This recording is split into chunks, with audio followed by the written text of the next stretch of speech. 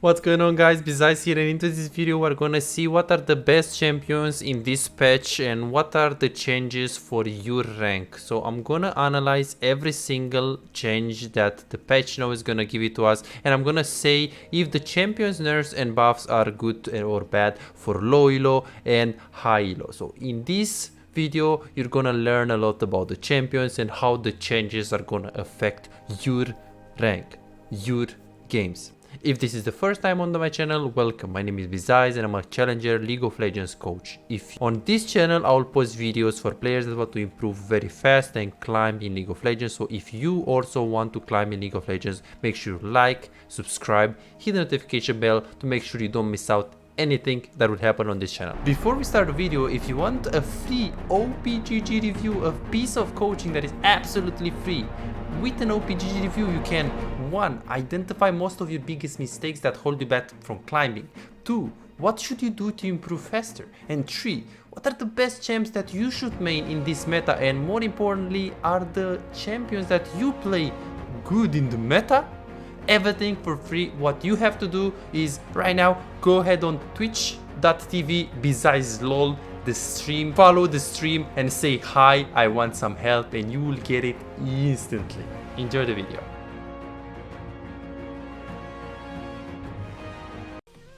Hello guys, it's Bizais here with the patch note 13.4. In this patch note we're gonna be actually learning about the best changes that will influence the champions that you can climb with. So this is patch notes that you can watch whether you are in bronze, silver, or you are also in master tier or higher elo. I'm gonna be actually analyzing every single champion based on every elo, so you're gonna learn a lot, and we're gonna see how these changes will affect the current meta. So if you want to see what are the best champions in this patch, if the changes affect your champion, then we'll see right now. So we're gonna see an RE change. So it's very important to actually read this Riot things as well, so we can actually see what they were thinking really when they were actually making these changes. So I will actually learn I will read this as well. While she saw a lot of time in the spotlight last season, Ari disappeared when her main needed her most, partly because of the nerfs she saw going into worse. Even after one buff, she's still having a hard time keeping up with her competition, struggling to find positive traits to use her spirit rush aggressively. We're slightly increasing her base durability so she has an easier time in lane before roaming like the free fox she is. Hello Beta, how you doing, man? So base health 570 to 590, so it's gonna have an easier time against, well, also armor increased, and our cooldown is gonna be increased with 10 seconds. I don't think our cooldown is gonna make any significant difference. Yes, maybe in super high elo 10 seconds will make some difference, because usually high elo players really know how to abuse cooldowns, and right when you have ulti they're all easily gonna abuse you. But I don't think this is gonna affect silver, bronze or anything. I mean, probably silver, bronze, they don't play Ahri anyways, and if you are main and you're lower than platinum, I think Ahri is still fine right now. I mean, she's even a little bit better, but I think she was, you can probably carry with her if you're like below diamond 4, I think. Yeah, doing very good. Nice, man. How come you're doing very good? How about you? I'm good. I'm doing a patch note. So basically your master tier plus, I don't think she's gonna be viable. 20 health is fine. She's gonna still struggle against Azir, against like Serrat, against like Syndra, against LeBlanc, I think. Like, she's gonna struggle. 20 HP is nice. I don't think she's really gonna become meta. So yeah, better in silver, really lower elo, but high elo it feels like a little bit more playable, maybe for one trick ponies, but I don't think this change will affect her too much. So Alistarovic, he's one of my favorite champions, so we're gonna see so despite our best intentions, Alistar lost out last patch. Turns out his teamfight's healing is pretty important. For those of you who are fans of Wizard Cow, he doesn't appear to be very good as a mage, and we're not intending for that to be the case anytime soon. These AP ratio buffs are simply to make stat shards and other sources of ability power feel good. Okay, well, let's see what they do. So 6% of Alistar's maximum health to 77% of Alistar's maximum health. That's pretty okay. Many of the people underestimate this change. I think the passive, like usually the problem with Alistar is that you're getting bullied in the early game. Like if you play in low elo, I think he's a very good champion in bronze and silver and gold. And after Platinum 4, you have to know what you're doing if you play Ali. And you should only pick him like when he's, you know, good in a draft. So definitely maybe with an engaged support AD carry, with someone that you can work with. Don't pick Alistar with Ezreal, for example. Or I guess even with Ezreal you can pick it, because Ezreal now he can go PTA and he can play aggressive. But don't pick Alistar with Sivir, or don't pick Alistar with champions that are bad early on. I think like below plat is very good champion. Let's see magic damage on the Q. Okay, so the damage is the same, but they're actually increasing the AP ratio, which I really like. I mean, you can always go Dark Seal if you really want to. And yeah, I have an extended weekend, and I'm going to see some friends tomorrow that I haven't seen. Nice, but I'm very happy for you, man.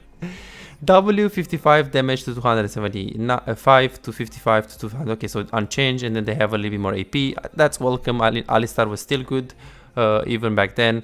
You can build Dark Seal on him if you really want it. In pro play, is he gonna be picked? I mean, I don't think this is really gonna change any difference in pro play or in like high MMR, because you still can't pick Alistar in like Janna or in like Lulu or in like... There are some matchups that he just doesn't work. He just gets bullied. But in the draft where he is good, he's definitely gonna be picked. When is Alistar good? Simple. Blitz, into Alistar, no, into Nautilus, into... Can be good again with Zara. Is very good with Alice, with Draven, Tristana. He's very good usually. So if you play in low elo, he's always good. If you play Master Plus, you still need to play based on the draft. You still need to think about if he's good in the draft that you're playing. Mumu is an incredibly strong jungler, specifically in lower skill levels. His late game baseline power tends to be to disproportionately affect the bracket, so we're looking to address that skill skew with these changes. His support gameplay will catch some straight nerfs here, which is fine since he's also quite powerful there. Okay, so health growth is going to be decreased, and armor growth is going to be decreased, and the W per tick is going to be decreased with how much? Oh, actually it's pretty big. So what do they want to do basically? They want to... So it's an incredibly strong jungle in lower skill levels. True. I see. So basically they nerf support and jungle Amumu. I mean, yeah, I think this is fine. He was pretty broken, honestly, in low elo. In high elo, I mean, he's decent champ. I don't see him too much in support. I don't see him too much in Master Tier Plus. I think lower elos, he's still good. Whether you jungle or support, you can play Amumu. I would personally play Alistar if I want to play a melee or Blitz, but Amumu is also good if you really like him. Anivia, outside of one rather blue man, Anivia's been one of the biggest winners from the Seraph's X Road of Ages buff. She's now getting much more value out of her newfound durability, thriving against shorter range targets. We're bringing down her durability scaling a bit in exchange for the newly found durability in her items. This should help opponents punish Anivia more when her cooldowns are well down. Well, so this is health growth 96 to 92, armor growth 55.2 to 4.9. So this is absolutely irrelevant low elo. If you play below Diamond 4, this doesn't affect you at all. You can even play Anivia support or top. Maybe on top it's gonna affect you a bit, the armor. And the health, yes, on high MMR against LeBlanc, Lee Sin or stuff like that, like against things that you know that you're gonna get bullied in the early game, especially against like early game jungle and mid good setup like Syndra, LeBlanc, Twisted Fate plus early game jungle. I think you're gonna be in trouble with Anivia, and I don't think Anivia in pro play is gonna be picked ever anyways, because she's very conditional.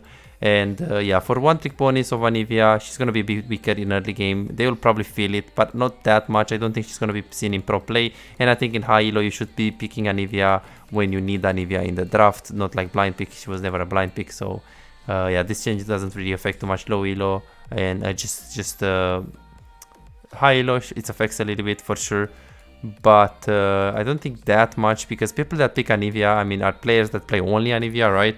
So I don't think players that only play Anivia will be like, oh shit, my champion is oh so bad, I'm gonna first time.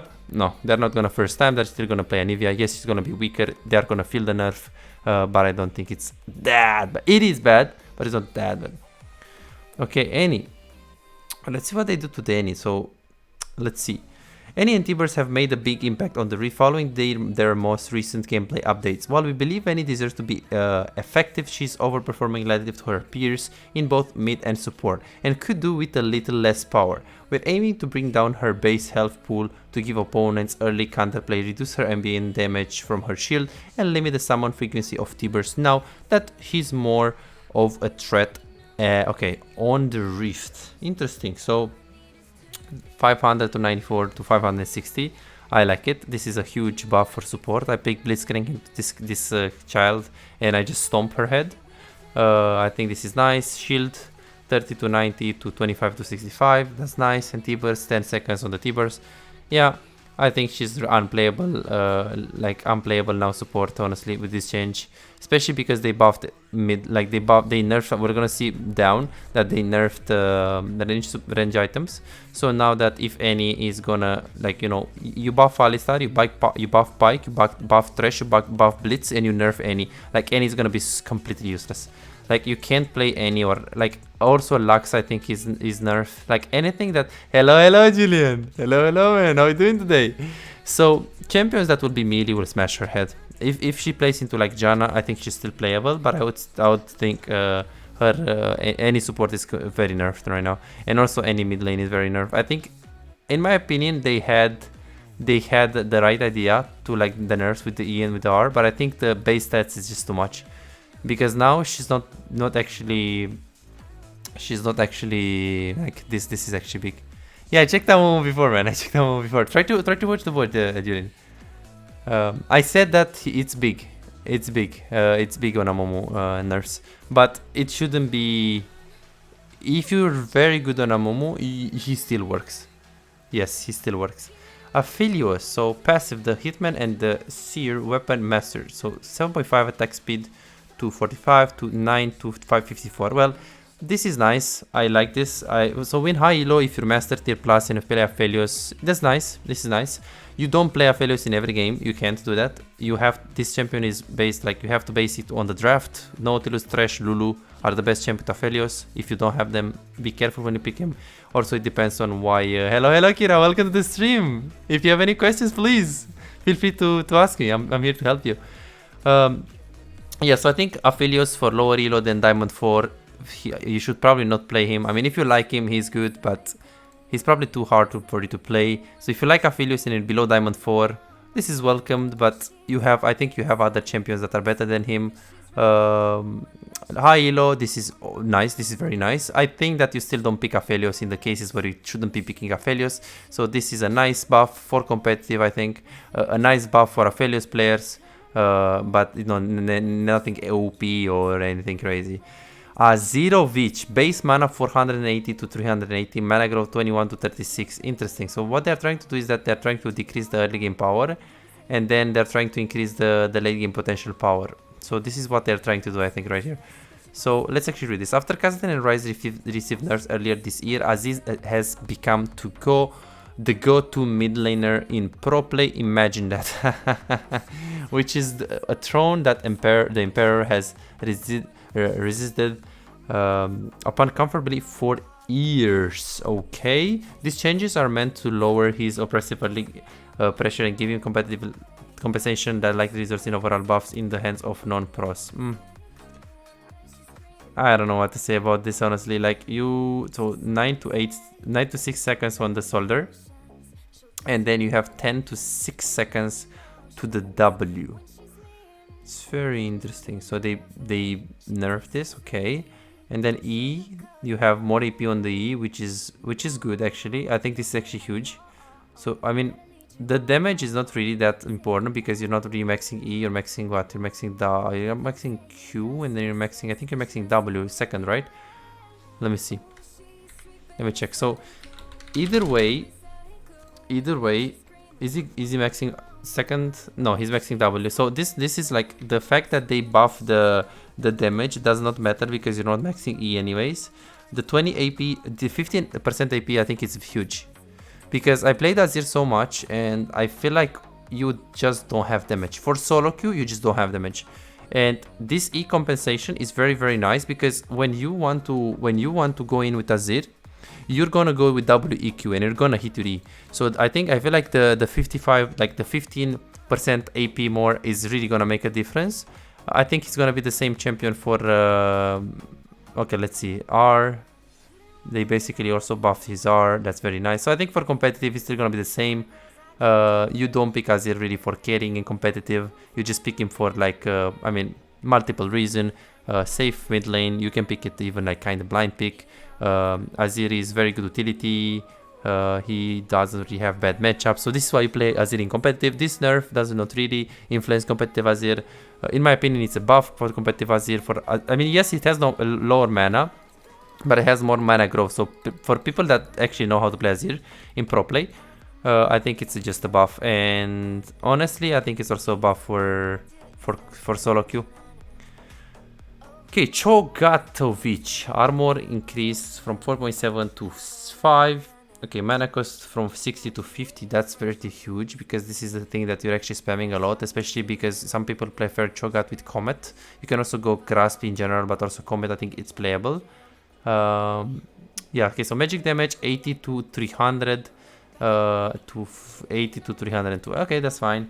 And W mana cost from 70 to 110 to 70 and to 90. Yeah, that's fine. I mean, I think this is welcome nerf. I mean, welcome buff, because he kind of liked mana. I think that he is a playable champion. Cho'Gath is one of the most underrated champs, I think. I think he's maybe he's also good jungle. I don't know. I haven't tried it, but I think as a top laner, he just looks pretty strong. Yeah, I like Cho'Gath. I straight up into the game on my main today. Wasn't really that good for my... Ah, shit, man. I did win whatever. Wait, what? You win, but you straight up into? Imagine. Yes. Elise. Okay, let's see Elise. Elizabeth. It's a big patch. It's a big patch. It's a huge patch.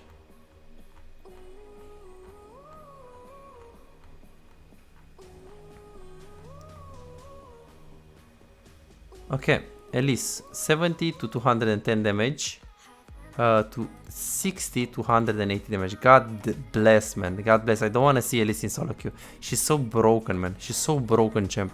Like, this champ is so broken. Now, I like this nerf. I think it's good.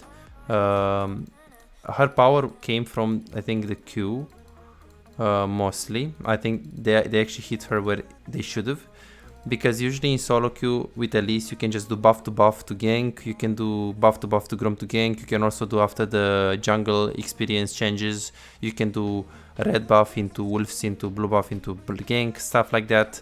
So if you do the clear pretty fast, you can actually spend a lot of time on the minimap ganking, and your bot lane is gonna get dove because of the Elise. So I feel like this buff, this nerf on the Q, the 30 damage on the Q, or like 10 damage early on, then level 4 they basically put, what's this, 15 damage, and then 20 damage on the third point, level 5.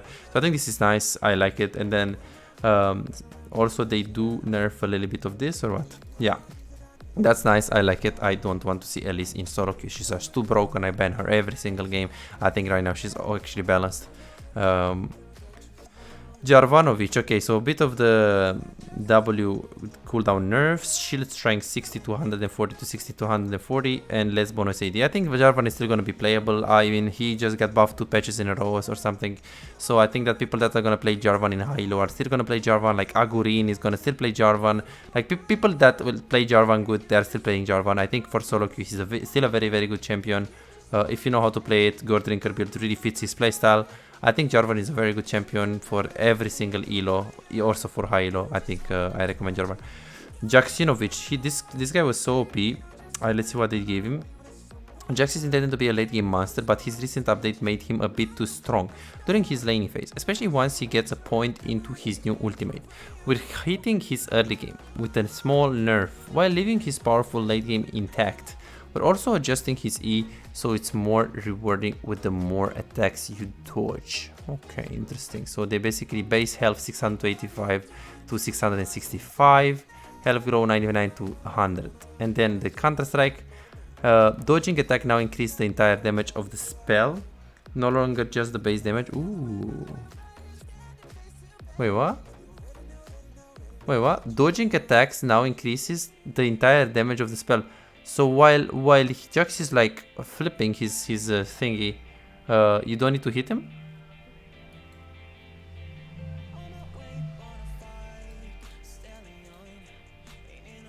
Hello, Robin. Nice. Oh, diamond. Nice. Okay, this is nice. This is nice. So minimum damage is 55 to 175. To 55 to 175. Less AP. Wait. Oh, maximum damage. I see. They give more AP. That's interesting change. That's interesting change. R. Grandmaster at Arms. Passive on hit damage 80 to 160 to 60 to 160. Okay, bonus armor for first champion hit. 25 to 65, 15 to 65. And then bonus magic resist for first champion hit. Yeah, I think I like this. I mean, he was way too broken. Jax was way too broken. First pick every single game. You win every single game with Jax. You get behind, you still win every single game with Jax. Like, Jax and GP, in my opinion, they are very good right now. I hope I see GP as well here, Nerf. Malphite W change. 12 seconds cooldown to 10 seconds. Now it's 10 seconds to 8 seconds. And then they also have import attacks physical damage.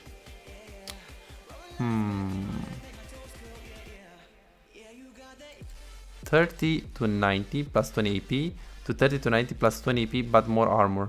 That's nice. I mean, I think like Malphite was still like playable. I think he's one of the champions that people don't play, but he's actually playable champ. So I don't think he's a bad champ at all. Wanted to ulti their team into mine so we would lose the game, but it ended up turning the game. All planned, yes.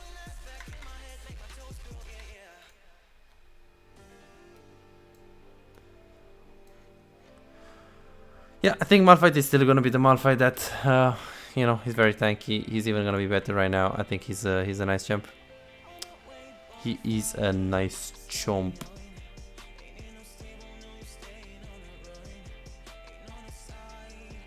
Let's see. Makakai, okay. So this champion is so broken. Like, they nerf him so much and it's still broken. Let's see what they do right now. So 70 damage to 270. Okay, to 70 damage to 270. But do they nerf this of the target max health or not? Okay, they do not nerf this. What?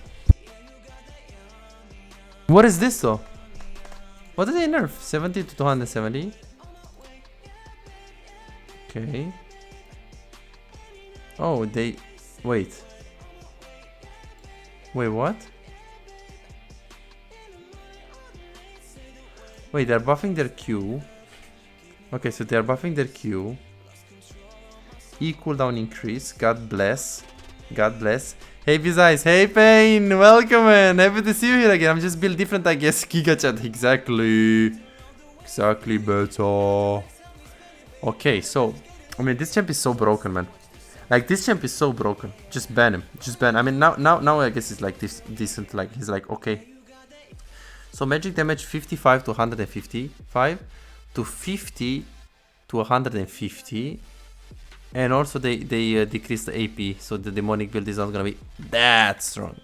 Okay, brushing power, sapling slow, 45. Okay, so it's gonna be a little bit more slow because the percentage per 100 bonus health percentage of slow, I think, is it's gonna be increased. I mean, that's fine. I think it's a fine change. Orianna, Orianna gets a bit more armor and double mana cost. I think this is actually pretty big. Orianna had some problems with Zed and some problems with Talon and some problems with like armor matchups. I think the base armor is fine, especially because I think that people also don't go E level 1, which is good sometimes. For those of you who don't know, Orianna gets a magic resistant armor if you actually level up E first. So I think that with that, like E first, then you also get this buff. I think she's actually playable every single game. I think Orianna, this is a nice buff for Orianna. I think it's a big buff. The W is really good because usually what happened is that if you spam W with Orianna before this patch, you used to get like out of mana quite consistently. But right now that actually get 10 mana refound, like you get, instead of 70 mana cost, it's 60. I think it's actually pretty huge. I think this is pretty big, honestly. I think pro players will feel it 100%, and I think she's gonna be played in competitive like kind of every game, honestly. I think this is really nice. I think it's really nice. I think this is really, really nice. And if from what I know is that she got buffed last patch as well. So it's really good. Okay, Riven. So passive bonus AD scaling adjusted now deals 50% of bonus damage to towers. Stack resources bar added. Okay, 30 to 60% total AD to 30 to 60%. Now scales linearly, gaining 1.75 percentage bonus AD per level. Ah, I see. So they just adjusted the passive. How does this influence Riven though?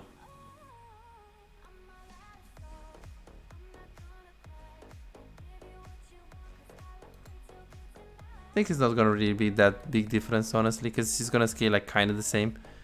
Timer running blade bonus damage is now applied to the tower, but only deals 50% of the increased damage. Check out the stacks. Even passive stacks are now shown as a resource bar, visible to self only.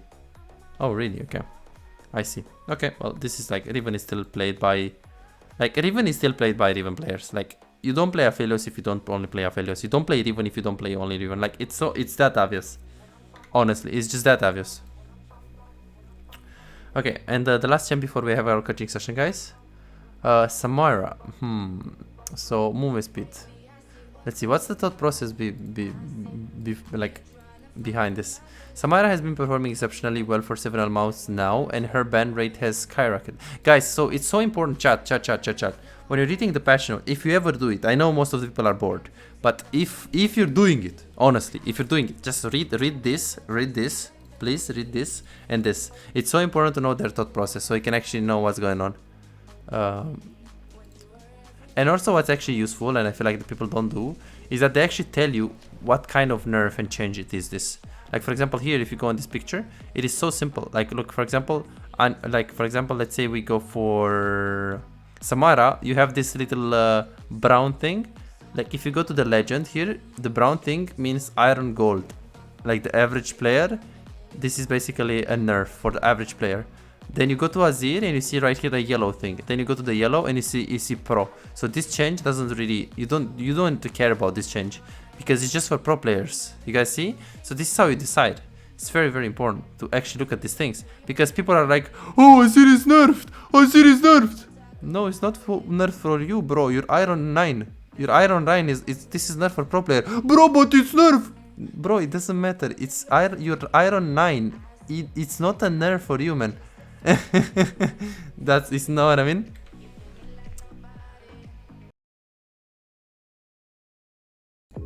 Yeah, we're gonna continue what we said basically about the last champions. So we were at Samara. So Samara movement speed is basically a little bit is it nerfed, reduced 3.5 per stack to 1.234% per stack at levels 160 11. So she's gonna make it, they're gonna try to make it a little bit worse in the lane, which is always welcomed because I mean when you pick Samara, you don't pick Samara with anything else than Nautilus, Alistar, Blitzcrank, or anything that, like, usually with Nautilus, but you can also pick her with like other champions. I think that she's good with Nautilus, and this change is probably very good if you play Nautilus Samara a lot, and it's definitely a nerf. I think that players that play Samara a lot will still pick her.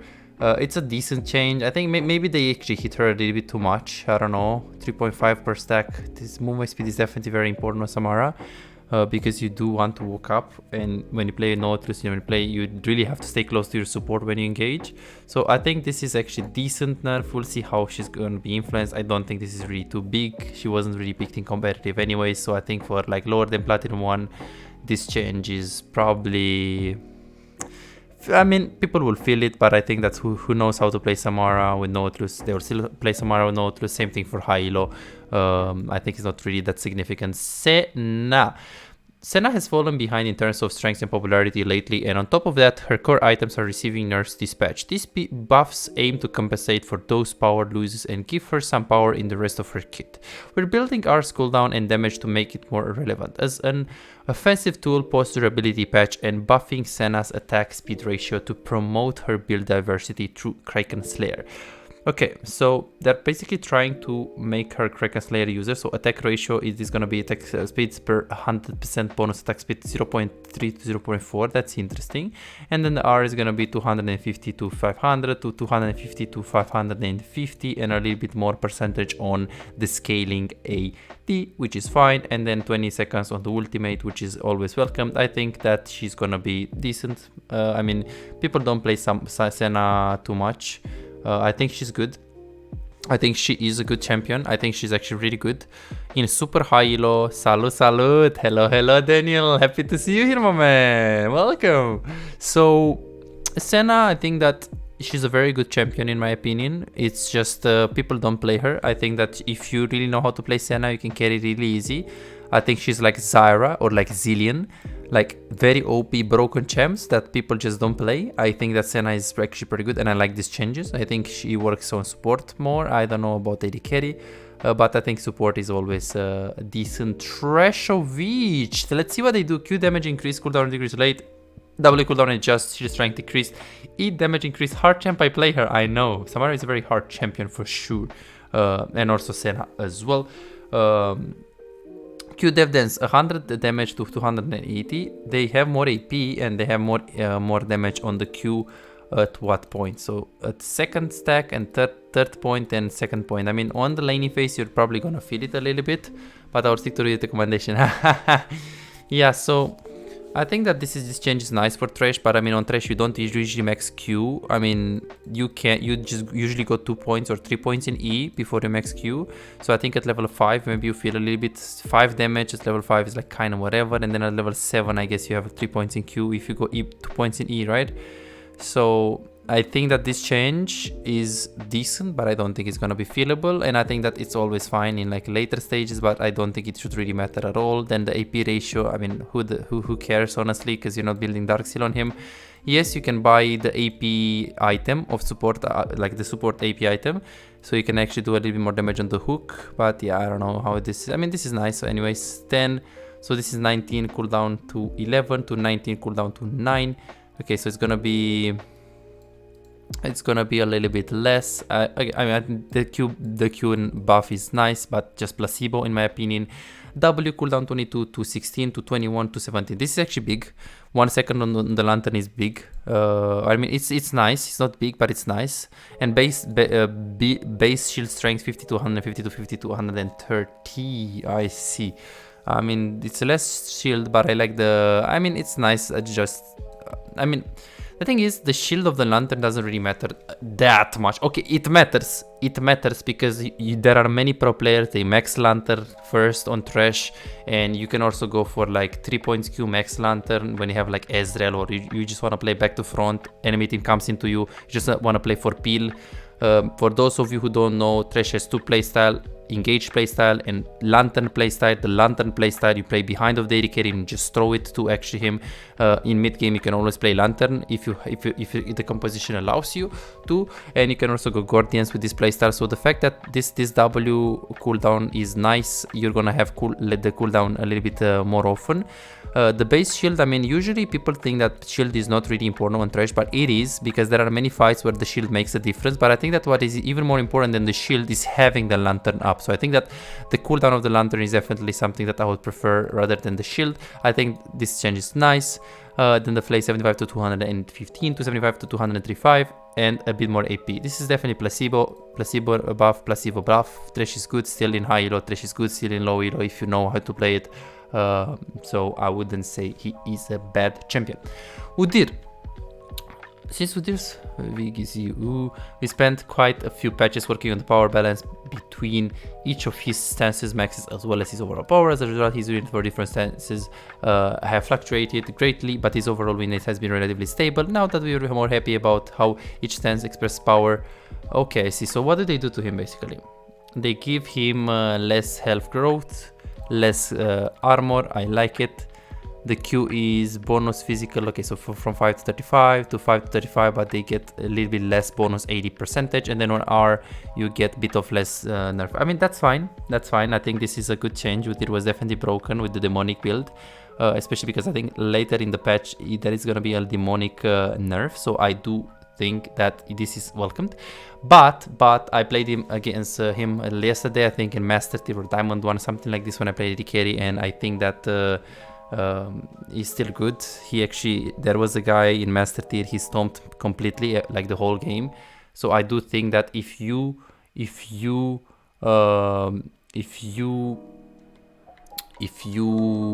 know what you're doing on him, you're most likely just gonna be it's gonna be good, honestly.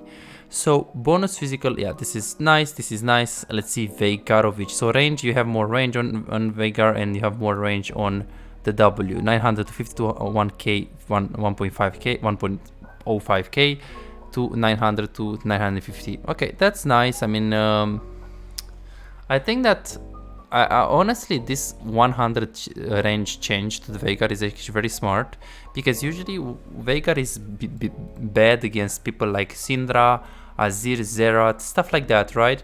So this means that if he's bad against these people, then why don't you just give him a bit more range, so at least he can be up against those things. I think in low ELO until Platinum, this change is completely irrelevant, because in low ELO, people don't know how to play Syndra, Azir, Zerat, they don't really play it. But in high ELO, I think this is a very good change, and I think we should be seeing more Veigar, maybe even in competitive.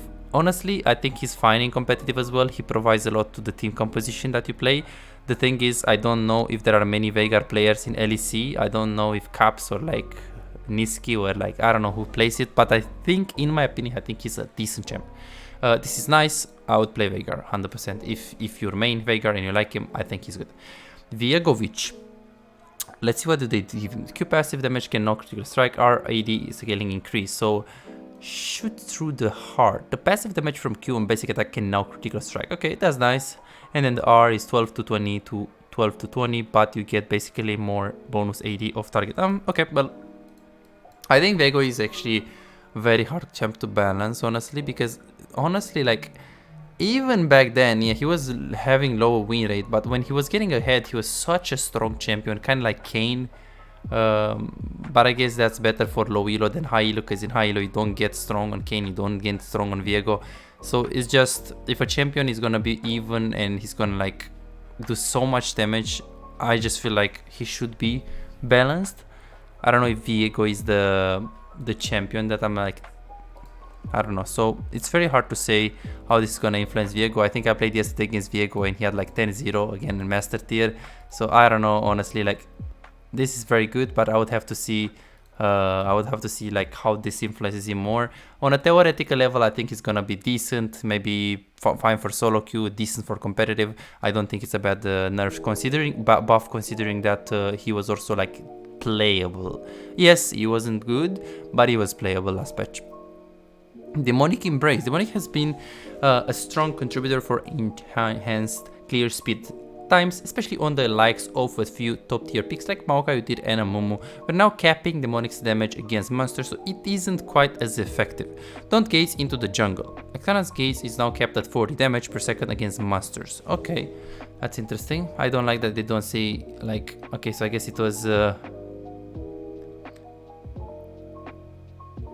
I see, so they are nerfing these champions like Diana, Maokai, who did those things. Okay, that's nice. I like it. I mean, they nerfed it. I think this is the second time or third time that where they nerfed that.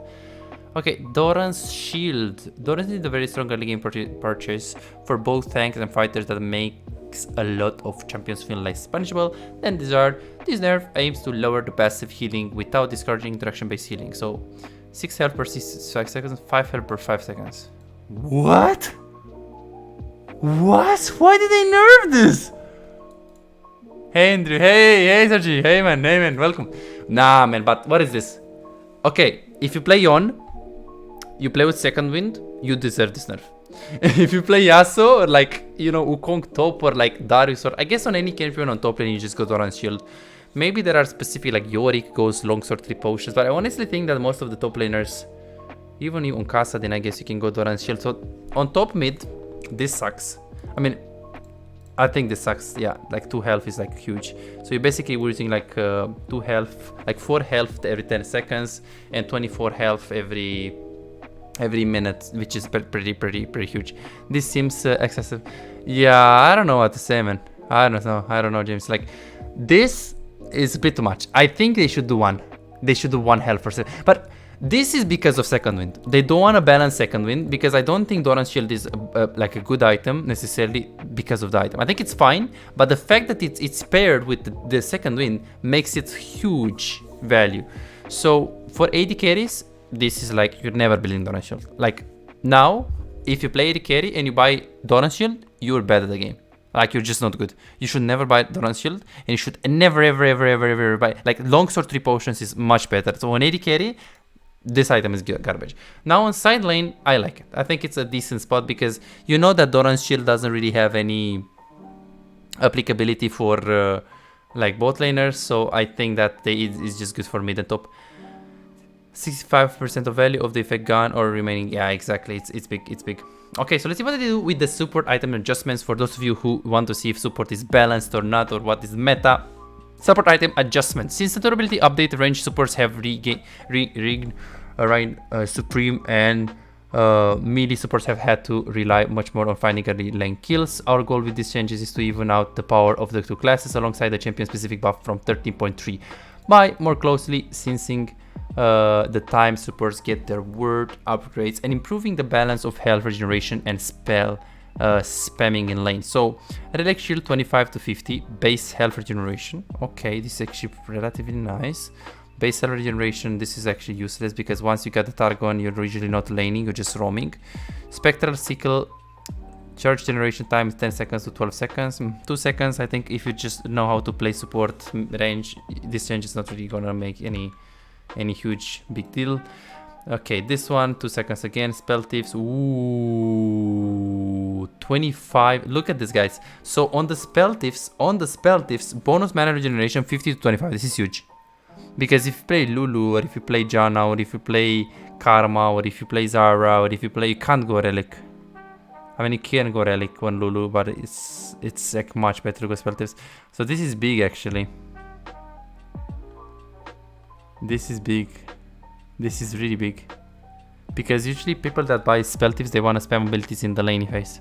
And the thing is, the reason why enchanters are so broken is because not only that they can be so good in the late game, and you play Lulu, I play Alistar, you always win late game, almost always win late game unless you have really good composition with Alistar. Like the enchanters are so good because also their ability to survive laning phase and chunk you out. But the thing is, now this change just changes everything. This change changes everything. Because right now enchanters are not gonna be able to like spam abilities, and then this is also like, okay, I see. They do to everything. I mean, this is like kind of useless because you're not really using mana regeneration that much when you have the item completed at 1k gold. So yeah, I think it's nice. I will see how the meta evolves. I played yesterday Lulu and I still won late game, so I think it's still bad. Like I think right now it's a bit more balanced. We'll have to see in the next patches how this is gonna affect the game. But in my opinion, I think this is a nice change and the game is more balanced right now. A magical footwear will now only sell for 30% of the value of boots, 90 gold, normal boots, and 30% sell value is unchanged. I see. Okay, so I guess pro players are sometimes going magical footwear and selling the boots when they get. I see. So this is just very specific niche change right here. Treasure Hunter. Treasure Hunter is far and away one of the best runes to pick up in the secondary rune tree for almost all champions. It is currently contributing to a lot of snowbally early kills. So we're taking away some of the gold, 72 plus 20 per bounty hunter stack to 50 plus 20 per bounty stack. Okay, 450 gold. Okay.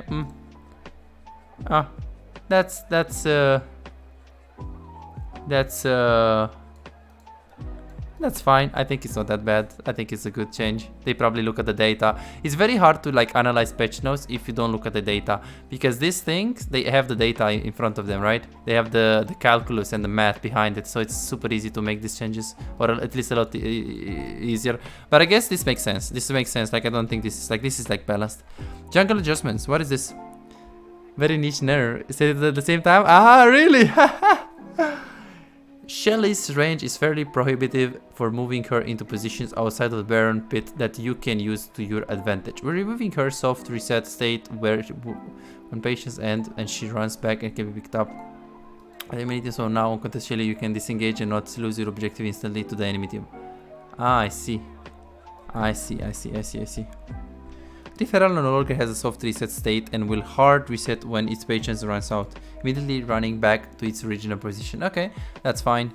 Gromp, a little bit less HP. Okay, they actually see that the Gromp is too tanky. No one takes the Gromp. Base heal from monster kills. I see, 30. Okay, clear speed. What do they do? AP junglers have a very generous ratio on their companions' damage, and now that the meta is dominated by these champions, it seems that the ratio is a bit too generous. The Manic Embrace, after the changes to jungle HP scaling in pre-season, made it the preeminent jungle clear item and put a lot of pressure on tank bruiser junglers to purchase the item to clear effectively. It should still be a powerful spike for clearing and killing, but shouldn't be quite so overwhelming in PvE aspects of the jungle compared to the other position and builds. So jungle companion damage 16, okay, plus 10 AD, 15 AP, 10 bonus armor, 10 magic resistance, okay, and they put it 16, 10 AD, 12 AP, so less AP. Okay, so they basically nerf a little bit of the needly, Gragas, stuff like that. At least I like it. The another Elise nerf, okay, this is gonna hit her. Kill experience, okay, let's see. Other game League of Legends has become very simple with paring down early leads from kills, so that when someone gets ahead into a game, they don't get so far ahead so fast. Level 1, 42 experience to 42 experience, 15% of the level. They actually understand how they calculate jungle pet damage, because I can see this is a nerf, but it makes no sense to me. Yeah, they're probably just seeing the data. So how do they calculate? Maybe they calculate like how fast they clear the jungle compared to the AD junglers. Then they look at the win rate of the junglers that are AP and look at the junglers that are AD, and then they are probably comparing the win rate of the AP champions last patch, and then they compare it with the jungle, like how the win rate of AP champions evolves, and then they compare it with the AD champions. Maybe something like this, I don't know. It's hard to say. So what is this? Okay, so from level 3 it is changed.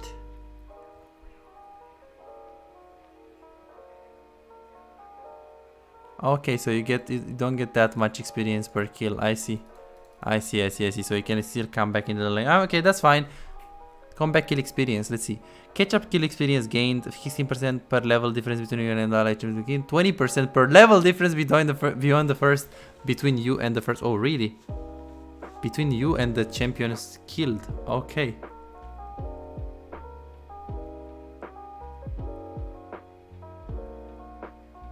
Okay.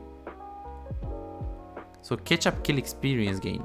So 16% per level difference between you and the champion killed, 20% per level difference beyond the first between you and the champion killed. Okay, so when you're like low in level, if you kill someone that is like really high in level, you're getting more experience based on his level, based on the difference between your level and his level. I understand. I see. I mean, that's fine. I think that's good for people that want to come back in the game, so there are less FF games. Yeah, this is good. Aram balance, we don't care. We don't care. Clash build cup, okay. Party chat. Party chat is a new chat channel that allows you to chat just to your pre-made party member. Chat channels indicate who will see the messages you send, which was previously limited to team and all chat. The chat console will now show the chat channels receiving your messages to the left of your chat bar. You can toggle between the different channels with commands or the tab key and change which channels are active for you in your settings. For quick access to party chat, you can just use party or /pt or p command. Incoming party chat will be integrated with party before the message. Party chat will be default chat. Okay, this whatever. Behavioral system. What is this? Refund token. Wait, what?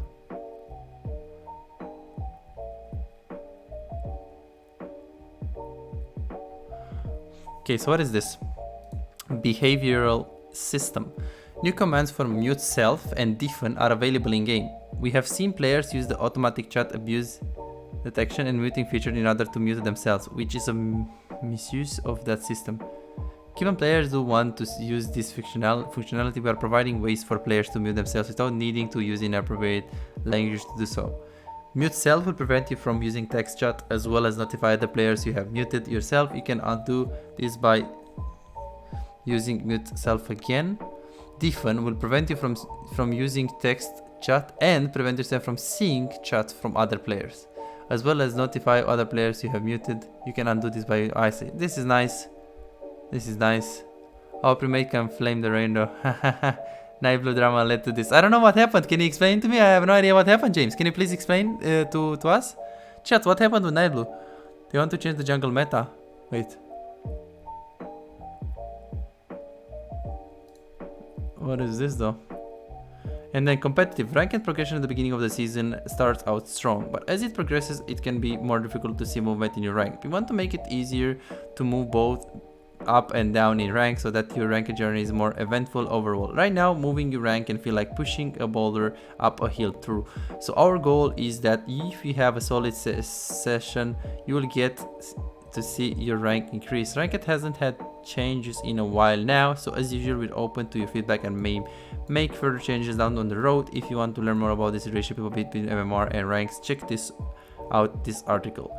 LP wins and lose amount when you visible rank approximately matches your MMR from 15 to 22. All gain and losses are increased across the board. A duo in match has more of an advantage over the solo players in their match than they should right now. So we're making a change which should result in them being put in games with higher skill players on both sides. We'll continue to monitor and might nudge this value over the next few patches. Slightly increased the skill rating in matchmaking for duo players in ranked solo duo. A nice spill point progression will now be shown on the ranked end of game progression screen.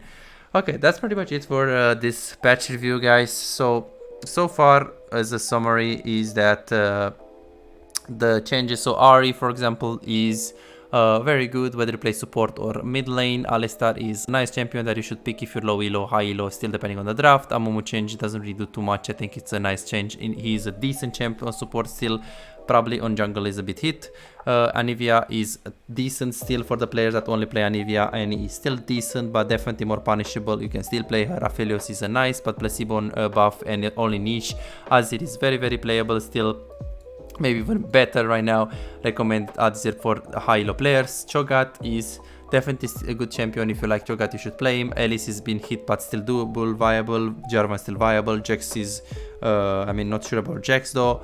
I think that yeah, I have no idea honestly. Like I think that we will have to see like how the changes will occur.